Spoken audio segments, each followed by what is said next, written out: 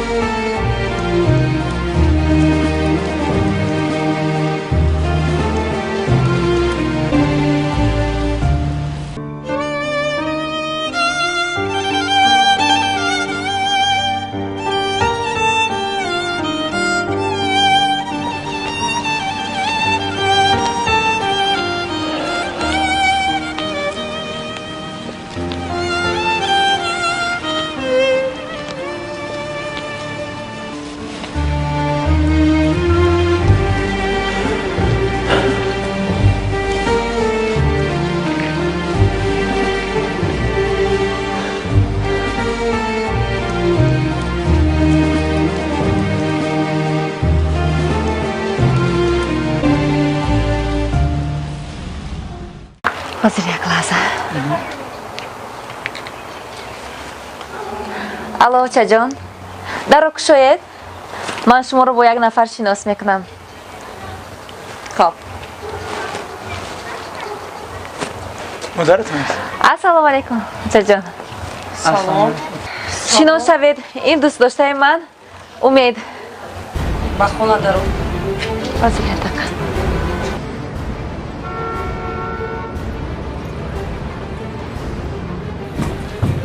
اوچه آخر من اون رو دوست میدارم. دوست میداری؟ دوست آخر میدارم. وای ناسالیم از تو عقل داری؟ ما با او در راه شناس شدیم یکدیگر رو دوست داشتیم میخوایم آیله برپا کنیم. دختر وای ناسالیم است.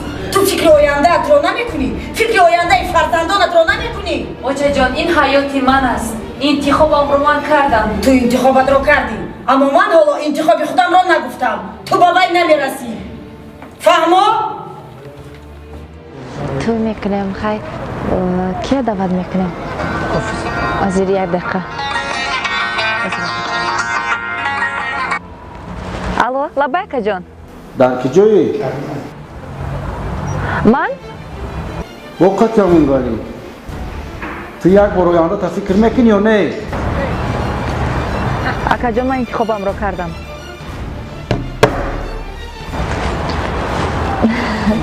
دیرین جمع خوب تشکر. نه از خونه است. بخیر؟ بخیر است. بعدم خیلی توی منو در کجا برپا میگردن؟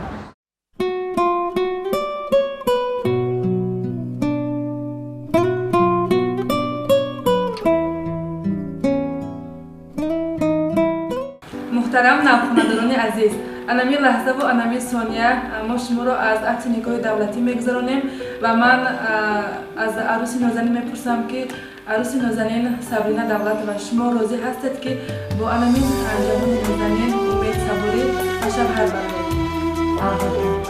داماد عزیز امید صبوری شما راضی هستید که با انمی دختر نازنین صبرینا دولت و ازدواج نمایید؟